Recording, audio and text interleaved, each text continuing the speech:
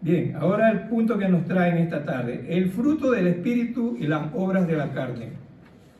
Me hubiera gustado ir directamente al versículo 22, donde habla acerca de las obras de la carne y el fruto del Espíritu. Pero mirando el contexto general de la carta del apóstol Pablo a los Gálatas, necesariamente hay que hacer una revisión del contexto general de la carta, de una manera un poquito superficial, ¿no? Por cuestión de tiempo, ¿no?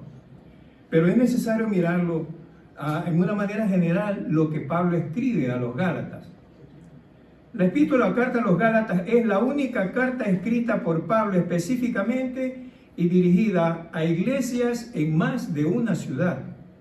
El Ponto, Galacia, Capadocia, Asia y Bitinia, de acuerdo a 1 de Pedro, capítulo 1, versículo 1, eran regiones compuestas por ciudades, hasta donde había llegado el Evangelio, ya sea por palabra o por cartas del apóstol Pablo. En cuanto al contexto general de la carta a los Gálatas, es fácil notar el tono fuertemente exhortativo que usa el apóstol. Un tono de amonestación a los creyentes, debido a que estaban siendo influenciados de manera muy negativa por un grupo de falsos maestros judaizantes. Ahí había un problema en la iglesia de los Gálatas.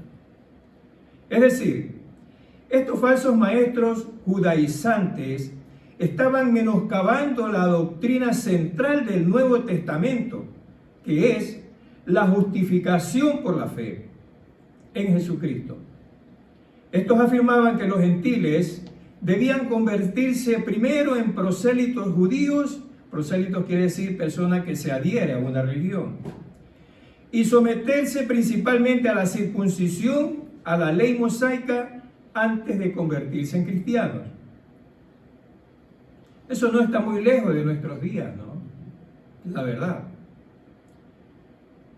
En la iglesia evangélica en general, y los que ya hemos pasado algún tiempito caminando en el Evangelio del Señor, podemos haber visto que muchas cosas como palabras, doctrinas, argumentos humanos, son introducidos y quieren plantarse dentro de la verdadera predicación, del verdadero mensaje del Evangelio de Jesucristo. Por eso es muy importante, hermanos, que el mensaje de aquel domingo, de la llenura del Espíritu Santo, es muy fundamental, hermano, para cada uno de nosotros. Un anhelo constante, permanente, lo que significa realmente estar lleno. Un anhelo constante y permanente de ser llenos de la presencia y la palabra de Dios, del Espíritu de Dios, para evitar que cualquier viento de doctrina, como dice también el apóstol, pueda soplar sobre nuestras vidas cristianas. Es por esto que el apóstol exhorta en una manera muy fuerte. Este es otro punto también que quisiera remarcar. En el capítulo 1, versículos 8 y 9, dice: mas si aún nosotros o un ángel del cielo os anunciare otro evangelio diferente del que hemos anunciado, sea anatema. Anatema quiere decir maldición. Mira si es una palabra fuerte, ¿eh? Maldición. Eres maldito si predicas eso. Como antes lo hemos dicho, también dice en el versículo 9, también ahora lo repito, si alguno os predica un evangelio diferente del que habéis recibido, sea anatema. 2 veces lo menciona, maldición. Cuando una palabra es repetida 2 veces en un tramo tan cortito es porque algo nos quiere decir el Señor de una manera insistente. Versículos 11 y 13 dice, del capítulo 2, dice, pero cuando Pedro vino a Antioquía le resistí cara a cara porque era de condenar. Versículo 13, y en su simulación participaban también los otros judíos, de tal manera que Bernabé fue también arrastrado por la hipocresía de ellos. En el capítulo 3, versículo 1, les dice, oh Gálatas insensatos, ¿quién os fascinó para no volver a la verdad? A vosotros ante cuyos ojos Jesucristo ya fue presentado claramente entre vosotros como crucificado. palabra anatema, palabra insensatos, palabra hipócritas. Vamos, que el apóstol no se cortó ni un pelín en exhortar a los Gálatas. Y hermanos, que eso es bueno, ¿sabes? Yo no creo que eso sea malo. Eso es bueno, porque eso te toca ahí en la llaga. Eso te toca en el punto débil. Eso te pega un empujón y te dice, ¿cómo? A ver si verdaderamente es cierto que soy hipócrita, que soy insensato. Te toca ahí en el punto. Nos toca en el punto. A Nelson primero. Entonces, sin embargo, hermanos,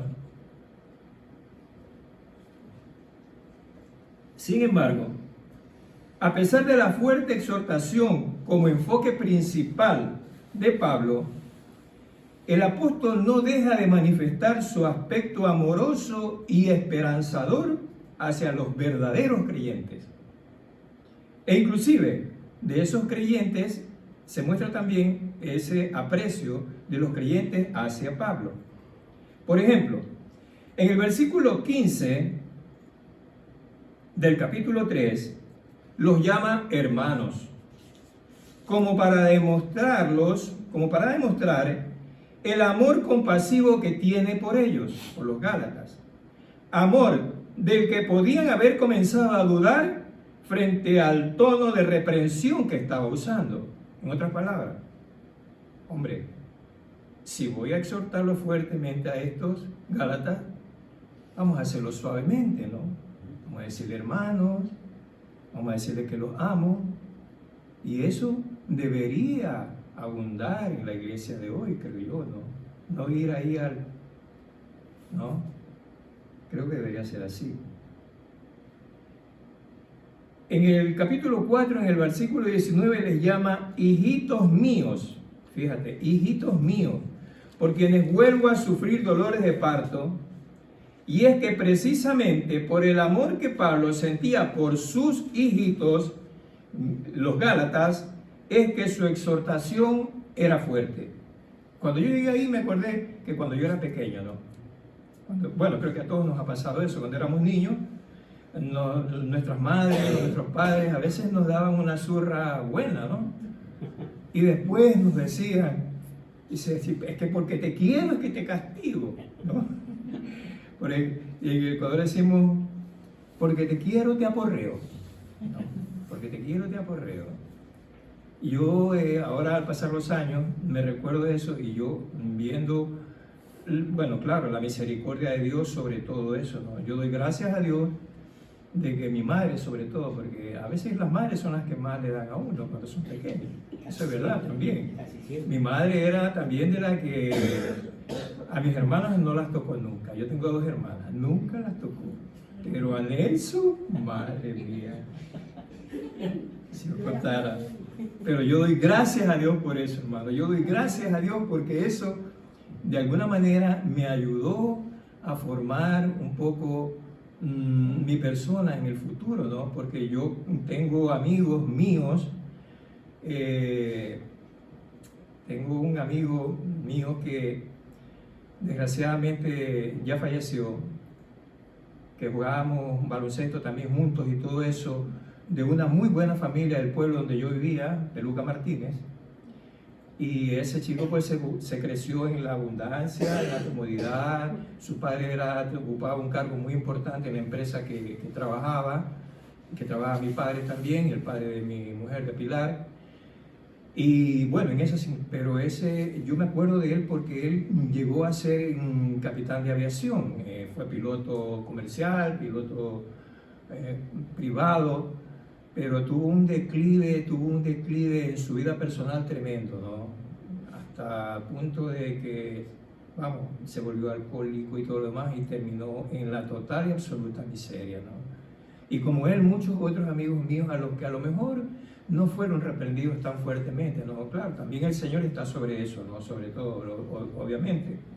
Pero yo doy gracias a Dios por eso. Por eso Pablo no dejaba de decirlo de esa manera, ¿no? Los trataba así también, ¿no? Ahora bien,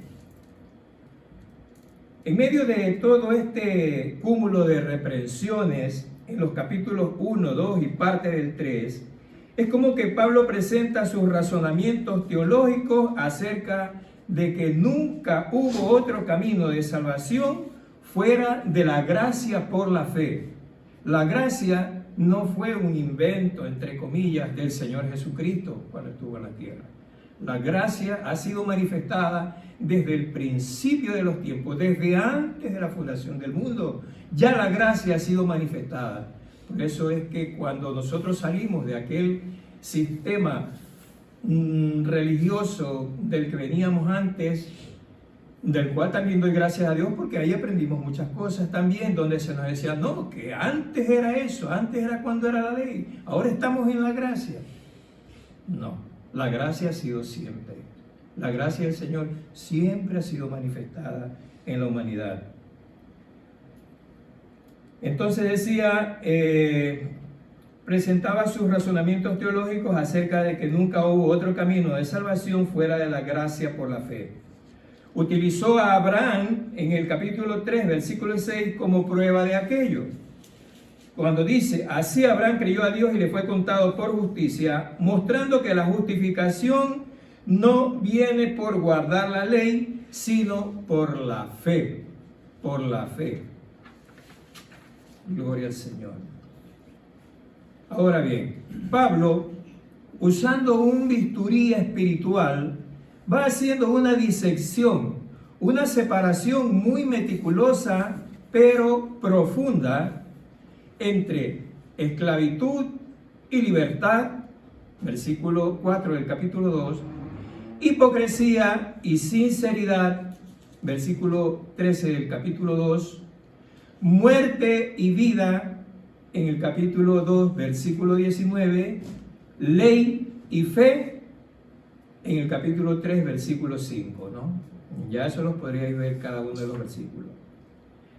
Pero esta disección o separación, no solo el apóstol la hace y la deja flotando en el aire, sino que la sustenta a través de todo el capítulo 3 para mostrar que cualquier fallo en guardar la ley a perfección, sin lograrlo, trae juicio y condenación irremediable.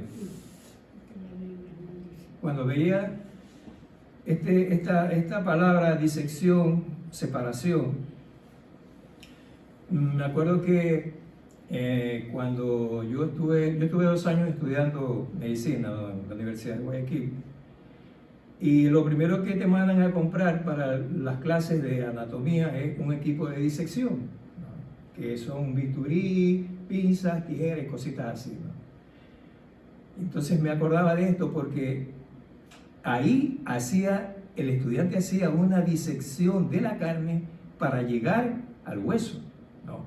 Parte por parte, día tras día de la clase. El apóstol Pablo también hizo una disección con ese bisturí espiritual, separando lo que es carne de espíritu, no de hueso. Y la nota graciosa de esto es que cuando comenzaba la clase de esto de anatomía, creo que era la asignatura de anatomía, había un carrito, tenían un carrito, no sé cómo le llaman, una mesa con ruedas, en lo que 2 hombres, uno de ellos, el apellido era Pacheco, llevaba ahí 1, 2, 3 y 4 cadáveres, cuerpos, para el estudio, ¿no? Entonces cuando llegaba, de eso me acuerdo que era gracioso, porque cuando llegaba a la aula nuestra, el uno cogía de los hombros y el otro de los pies aquel cadáver que ya estaba un poco despedazado, porque ya había venido siendo estudiado. Y cuando lo cogía y lo ponía en la mesa, ellos cogían y ¡pum!, lo tiraban ahí, y nosotros decíamos, ¡ay! Eso ya no tenía vida, ¿no? Pero de acuerdo a eso, que todo el mundo ¡ay! Así. Y después decíamos, no, pues eso ya no tiene vida. Bueno, era una anécdota graciosa que me acordaba, ¿no? Entonces, esta separación, dice el apóstol, que decía que no la deja flotando en el aire, sino que a través del capítulo 3 muestra que cualquier fallo en guardar la ley, como he dicho, a perfección sin lograrlo, trae juicio divino y condenación. Una sola violación de la ley merece la maldición de Dios, por lo cual necesariamente Pablo introduce en este punto del capítulo la persona de Jesucristo. Capítulo 3, versículo 13 dice: Cristo nos redimió de la maldición de la ley, hecha por nosotros maldición, porque escrito está: maldito todo aquel que es colgado en un madero. Es decir, la muerte de Cristo, debido a que fue una muerte de sustitución por el pecado, que quiere decir que fue hecha en lugar de nosotros, satisfizo o complació, agotó y terminó la ira de Dios que pendía sobre nosotros, que estaba sobre nosotros, sus escogidos. El versículo 24 del capítulo 3 dice: de manera que la ley ha sido nuestro ayo para llevarnos a Cristo, a fin de que fuésemos justificados por la fe, de tal forma que Cristo se convirtió en el comprador literal de los creyentes, para librarlos de la esclavitud del pecado y pasarlos a la libertad gloriosa de los hijos de Dios, como dice Romanos capítulo 8, versículo 21. En el capítulo 4 continúa y termina con el contraste entre la ley y la gracia, obra y fe, con una analogía del Antiguo Testamento sobre Sara y Agar, y el nacimiento de Ismael, motivado por la falta de fe de Abraham y de Sara en la promesa de Dios, en contraste con el uso de medios humanos y pecaminosos. Ahora bien, después de todo lo que Pablo enseña en los capítulos 1 al 4, y con el mismo tono riguroso y de separación o de disección, como le hemos dicho, el apóstol empieza el capítulo 5, en el versículo 1. Dice: estad pues, es decir, por todo lo que os he exhortado desde el capítulo 1 hasta el versículo 4, esa expresión donde dice, ahora bien, pues, de todo lo que Pablo enseña en los capítulos 1 al 4, y con el mismo tono riguroso dice, estad pues, es consecuencia, lo que va a decir es consecuencia de lo anterior, por todo lo que os he exhortado con motivo de lo que os he escrito.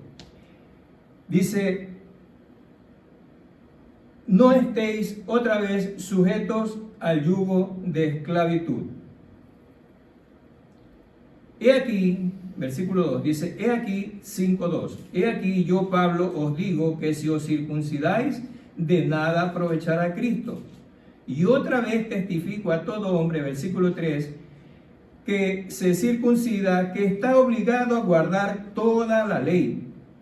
Versículo 4, de Cristo os desligasteis, los que por la ley os justificáis, de la gracia habéis caído. Esto viene a ser esta partecita de aquí, del versículo 1 al 4, viene a ser como un resumen de todo lo que ha venido enseñando desde el capítulo 1 al capítulo 4. Como se puede notar, en el versículo 2 del capítulo 5, Pablo deja claro la invalidez del rito de la circuncisión como requisito previo necesario para la salvación. Ese es el punto de Pablo principalmente en este capítulo. Insiste mucho en eso. Oponiéndose así a la falsa enseñanza de los judaizantes de que la circuncisión trae mérito espiritual ante Dios. Versículo 6 del capítulo 5. Porque en Cristo Jesús ni la circuncisión vale algo, ni la incircuncisión, sino la fe que obra por amor. Cabe destacar que Pablo no tenía objeción alguna en contra de la circuncisión como tal.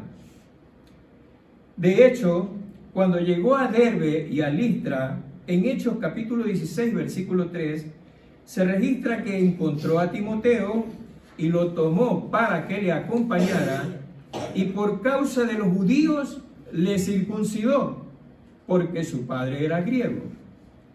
En otras palabras, es como que Pablo le hubiera dicho a Timoteo, ¿no? Si el hecho de que tú, Timoteo, no estés circuncidado es un obstáculo para que me acompañes a predicar a tus hermanos judíos, pues te voy a circuncidar. Y así nos quitamos el problema. Esto ni te pone ni te quita. Entonces, ¿por qué Dios ordenó a los israelitas la circuncisión?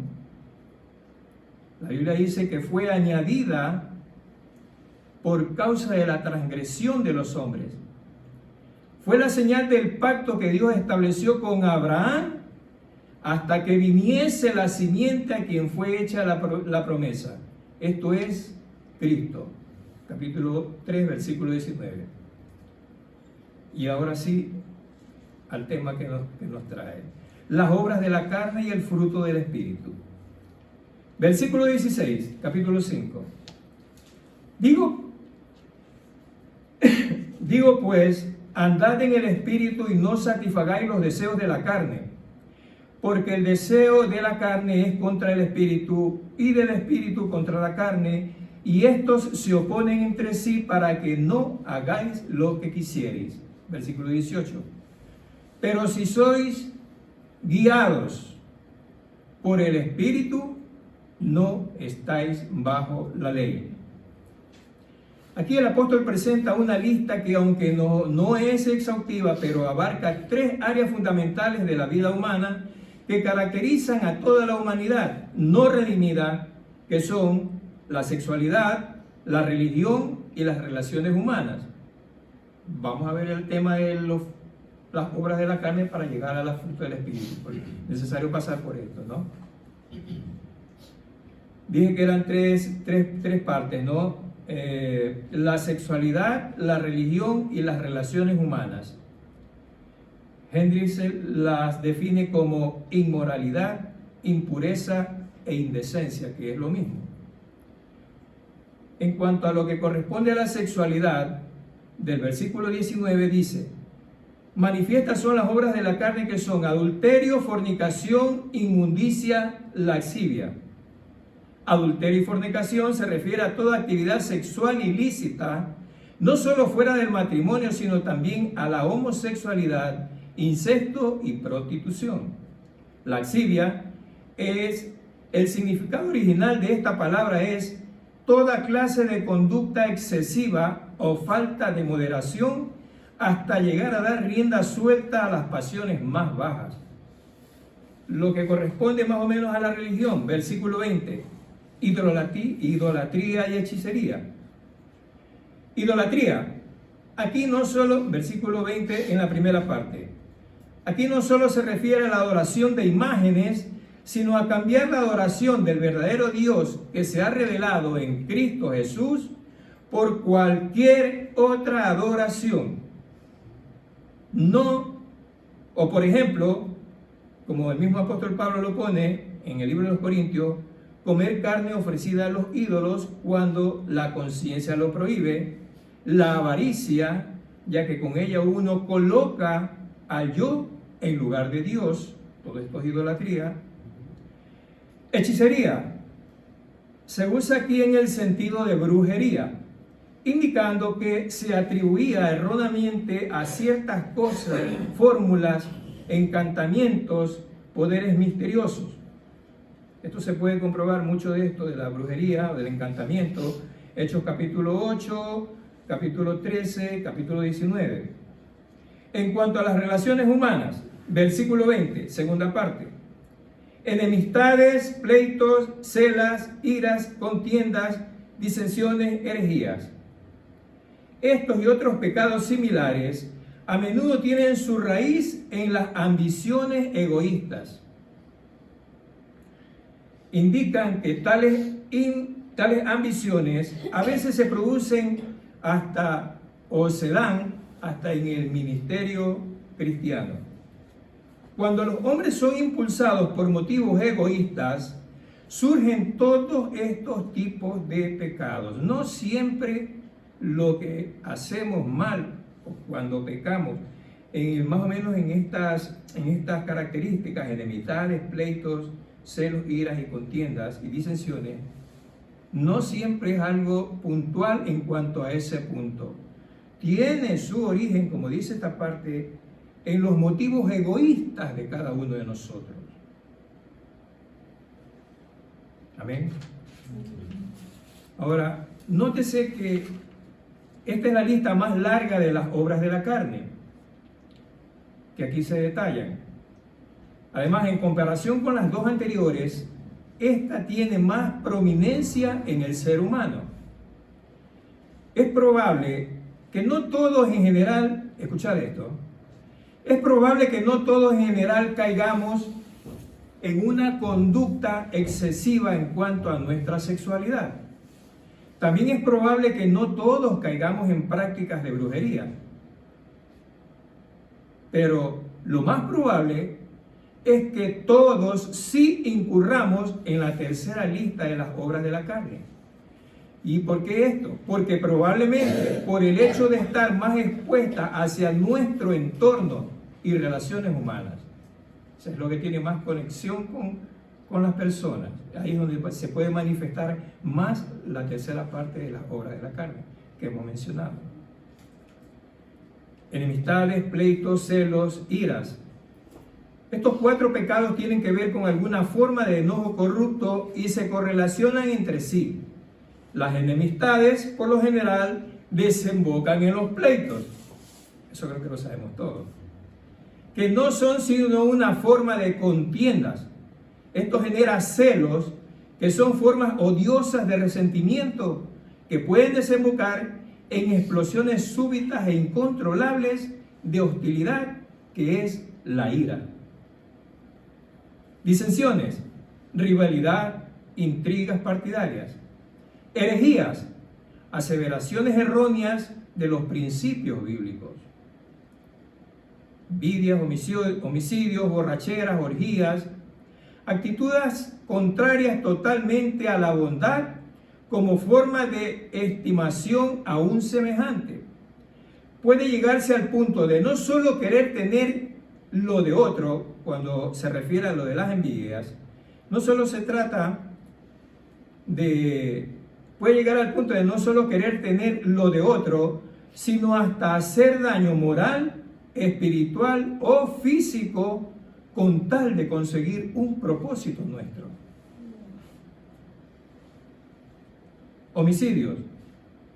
Esto como un resultado de la acumulación en la mente y el alma de una persona, no necesariamente el deseo de quitarle la vida a otra.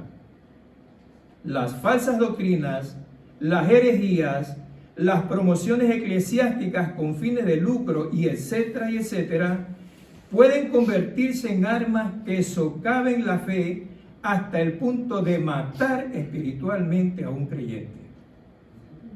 Así, homicidio no solamente que yo coja y te pegue un tiro. Hay muchas formas de matar y la más mala es la de matar espiritualmente a través de muchas formas. Versículo 21, la segunda parte. Cosas semejantes a estas, acerca de los cuales os amonesto, como ya os lo he dicho antes, que los que practican tales cosas no heredarán el reino de Dios.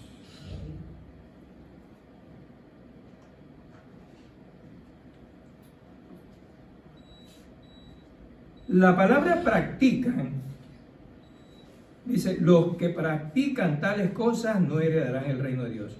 La palabra practican es una palabra clave en la advertencia de Pablo. En primer lugar, porque esta palabra hace una distinción entre hacer y practicar. Entre hacer y practicar. Un creyente lleno del Espíritu Santo en un momento dado puede incurrir en hacer algún pecado. Pero esa misma presencia del Espíritu Santo en su vida lo redarguye de lo que ha hecho. Lo lleva al arrepentimiento para evitar que se convierta en una práctica. ¿Me habéis entendido lo que he dicho, no? Romanos capítulo 12, versículo... antes de esto, yo siempre he hecho una comparación, ¿no? Por ejemplo, a mí me dice un día, el pastor Cicelo Nelson me dice, hay que pintar esa pared. Entonces yo le digo, vale, yo dame primero el dinero para comprar la pintura, ¿no? Entonces yo voy, compro la pintura, traigo y pinto la pintura. Y puede hasta quedar bien. Pero eso a mí no me hace un pintor. No me hace un hombre que practico la pintura. Yo he pintado, pero no soy un pintor. El que practica la pintura, ese sí es un pintor. Es un practicante de lo que sabe conscientemente que está haciendo. Entonces esa comparación decía con hacer y con practicar. Yo puedo hacer, y de hecho hago, como humano que soy, generalmente puedo pecar. Pero eso no me convierte en un practicante del pecado. No practico habitualmente, no es mi práctica de vida el pecado. Pido perdón a Dios, reconozco que me he equivocado y el Señor me restaura. Pero no soy un experto en pecar. Romanos capítulo 1, versículos 24 al 31, por ejemplo, el apóstol da una lista de pecados casi igual a la de Gálatas. Y termina diciendo en el versículo 32, quienes habiendo entendido el juicio de Dios, que los que practican tales cosas son dignos de muerte. Esto es tajante. No solo las hacen, sino que también se complacen en los que las practican. Primera de Juan capítulo 3 versículo 8 al 9 dice, el que practica el pecado es del diablo, porque el diablo peca desde el principio. Y el versículo 9 dice, todo aquel que es nacido de Dios no practica el pecado, porque la simiente de Dios permanece en él y no puede pecar porque es nacido de Dios. Por eso no somos practicantes, porque la simiente de Dios está en nosotros. Gloria al Señor. Volviendo a Gálatas, al capítulo 5, versículos 22, dice, mas el fruto del Espíritu es amor, gozo, paz, paciencia, benignidad, bondad, fe. Versículo 23, mansedumbre, templanza, contra tales cosas no hay ley. En la mañana Juan Jesús hizo mención de que el primer fruto que se menciona del Espíritu Santo es amor. Amor. Y esto es muy comprensible porque el apóstol Pablo ha puesto en primer lugar. Porque siempre todo lo que tenga que ver con Dios debe estar en primer lugar. ¿Y qué dice la Biblia? Dios es amor. Por eso amor está esta parte aquí, ¿no? Amor es una palabra griega que se traduce por ágape y se refiere al amor por elección de la voluntad y no al afecto emocional, ni por atracción física o al lazo familiar inclusive, inclusive al lazo familiar.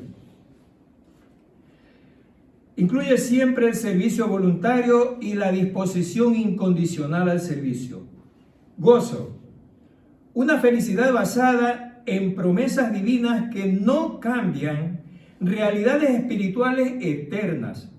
Es una conciencia de bienestar experimentado por las personas que saben que todo está bien en su vida debido a su relación con Dios.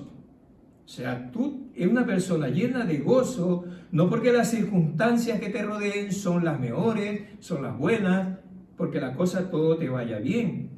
El gozo nuestro de un verdadero creyente, como dice aquí, depende de tu relación sea muy o menos íntima con el Señor. Eso creo que todos lo hemos podido experimentar, ¿no? Cuando sentimos esa presencia de Dios y nos queremos salir de nuestros cuerpos. Del gozo, de esa sensación tan bonita que es saber que Dios está en nuestras vidas. Paz. Esto es calma interior que viene como resultado de la confianza total en la relación de salvación con Cristo. No hay, el Señor Jesucristo lo dijo, ¿no? Mi paz os dejo, mi paz os doy. No como el mundo la da, yo la doy. De la confianza total en la relación de salvación con Jesucristo. Al igual que el gozo, la paz no tiene que ver con las circunstancias temporales. La paz es una realidad en nuestras vidas, efecto de algo que se hizo hace 2000 años. Fíjate tú, si es duradera la paz del Señor. Paciencia, benignidad, bondad, fe. Estas son aquellas virtudes que se manifiestan en las relaciones sociales. Aquí se considera a los creyentes en sus contactos de unos con otros y con aquellos que no pertenecen a la familia de Dios. Paciencia, por ejemplo, se refiere a la capacidad para soportar aquellos ataques infligidos por otros y la disposición tranquila para aceptar situaciones irritantes y dolorosas. Eso es tener paciencia. Benignidad es un interés sincero en los demás que se manifiesta en el deseo de tratarlos con amabilidad. La Escritura dice, a través de Pablo también, teniendo a los demás como superiores a nosotros mismos. Fíjate tú. Tal como el Señor trata a todos los creyentes en Él, con esa benignidad. Bondad, excelencia moral o espiritual que se manifiesta en la iniciativa para emprender actos de bien. Fe, a diferencia de la fe don, que es un regalo de parte de Dios sin intervención humana, el fruto fe, en este contexto del capítulo 5, también se puede traducir como fidelidad y se refiere a conducirse como una persona leal y digna de confianza. Es decir, esta fe, siendo fruto del Espíritu Santo, requiere de una permanencia fiel del creyente en base a la llenura permanente del Espíritu Santo. Algo un poco liadito esto, ¿no? Vale. Mansedumbre y templanza, la tercera sección. Aquí se refiere a la relación que cada creyente tiene consigo mismo. Mansedumbre y templanza. Relación que cada creyente tiene consigo mismo. Esto es, con sus propias pasiones y deseos. En otras palabras, se refiere al dominio propio. Por ejemplo, mansedumbre es una actitud de humildad y amabilidad que se somete con paciencia a pesar de las ofensas, sin deseo ninguno de venganza o retribución. En el Nuevo Testamento se emplea para describir tres actitudes, esto de la mansedumbre. Primero, sumisión a la voluntad de Dios. Segundo, disposición para ser enseñados. Tercero, consideración a los demás. Efesios capítulo 4, versículo 2 dice, con toda humildad y mansedumbre, soportando con paciencia los unos a los otros en amor. Templanza también se conoce como dominio propio y se refiere a sujetar las pasiones y los pleitos carnales. Primera de Pedro capítulo 1 versículos 5 y 6 dice, vosotros también poniendo toda diligencia por esto mismo, añadid a vuestra fe paciencia, a la virtud conocimiento y al conocimiento dominio propio. Versículo 25 del capítulo 5 dice, si vivimos por el Espíritu, andemos también por el Espíritu. Una pregunta. Si vivimos por el Espíritu, ¿por qué no andamos en el Espíritu? Hombre, no me refiero a todos, ¿no? Aquí, o por lo menos aquí no. Eso es otra iglesia. Esto parecería un contraste entre vivir y andar. Pero la aplicación de Gálatas 5:25, cuando dice, si vivimos por el Espíritu, andemos también por el Espíritu, para nuestras vidas debe ser, si la fuente de nuestra vida es el Espíritu Santo.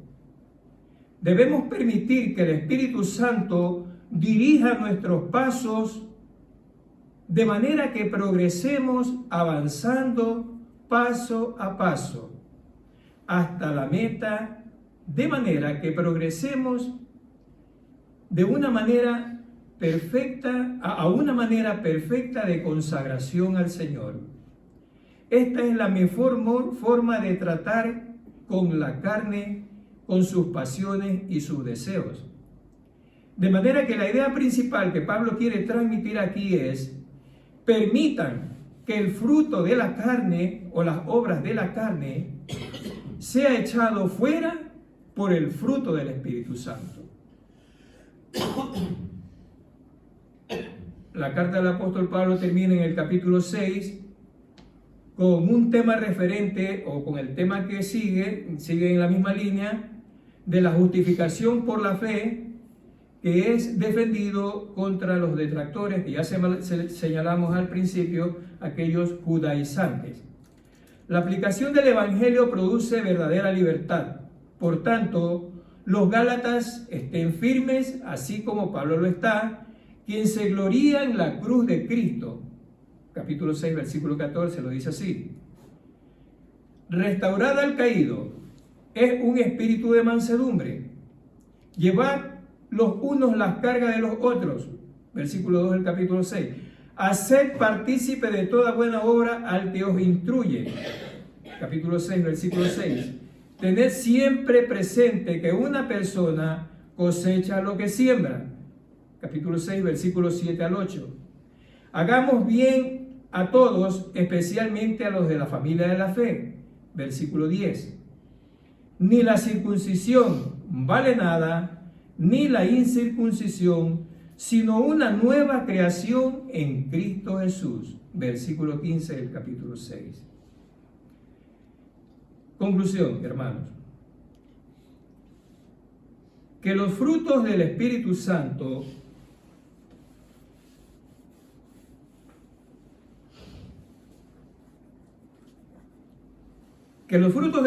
Santo sean evidentes, se vean en nuestras vidas, son como la columna vertebral de un evangelista. Evangelista, esto no como ministro a ejercer un ministerio en una forma específica o particular, sino como la obediencia a la gran comisión que a todos los convertidos nos encargó el Señor Jesucristo, Salvador de nuestras vidas, en Mateo capítulo 28. El fruto es algo que se ve. Y aquí, cuando voy hablando de un árbol, ponerle vuestro nombre de cada uno. Un fruto es algo que se ve. Un fruto identifica el árbol al que pertenece. Un fruto es algo que un árbol produce cuando éste ha crecido. Un fruto se cosecha no solo para el que lo recoge, sino también para el alimento y nutrición de muchos otros. Un fruto, si trae una semilla en su interior y cae en tierra, genera otro árbol. A su vez, este producirá más fruto. Multiplicación. Quiero terminar con Mateo capítulo 7, versículo 16. Dice: y por sus frutos los conoceréis. Amén. Amén. Padre, te damos las gracias, Señor. Oh Dios, por tu palabra, Señor. Sinceramente, mirando esta exhortación del apóstol Pablo, Señor, podríamos pensar que estamos distantes del propósito que has plasmado en tu palabra, Señor. Sin embargo, Dios mío, el hecho de que tú nos hayas rescatado por tu amor y misericordia es la prueba más evidente, Señor, de que estos frutos de la presencia de tu Espíritu Santo en nuestras vidas pueden ser reales en nuestras vidas, Señor. Señor, no hay cosa que tú has puesto en tu palabra como un mandamiento, como una ordenanza, Señor, para cada uno de tus hijos, que esté lejos del alcance de cada uno de nosotros, Señor. Pero Dios mío, como dice tu palabra, no podría ser de otra manera, Señor, si no es con la llenura, la presencia, el poder de tu Santo Espíritu en nuestras vidas, Señor. Solamente así, mi Dios. Por eso en esta tarde te damos las gracias, Señor. Ayúdanos a ser fieles a estas ordenanzas, a este mandamiento, a ser llenos de tu presencia y a mostrar a nuestras propias vidas y a los que nos rodean el fruto que tú quieres dar por medio de tu Espíritu Santo en nuestras vidas, Señor. En el nombre de Jesucristo, mi Dios. Amén y amén. Dios bendiga, hermano.